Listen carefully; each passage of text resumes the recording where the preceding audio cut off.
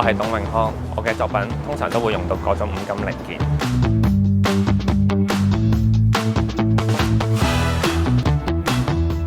讀碩士嗰陣，我有個師兄介紹咗江師傅俾我識。2013年嗰陣時，我做緊年度展嘅作品，揾咗江師傅幫手做呢個作品嘅支架。佢聽完咗我嘅創作理念同構思之後，就分享咗佢嘅專業意見。其實佢都有佢自己一套獨特嘅美學，同時間亦會平衡實用性。我哋嘅睇法好相似，所以好容易產生共鳴。因為我本身都理解工程上嘅各種可能性同限制，同佢好夾。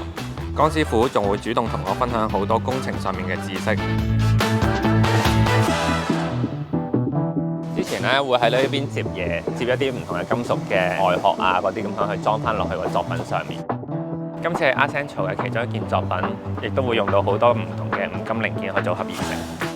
呢次係由一個大型軌道裝置演變而嚟，由最初用嚟展示布簾移動，後嚟再發展成獨立嘅作品。今次想探索佢更多嘅可能性，仲有透過呢個作品，想同大家講香港嘅個人藝術家都可以 handle 到大型嘅機動裝置作品。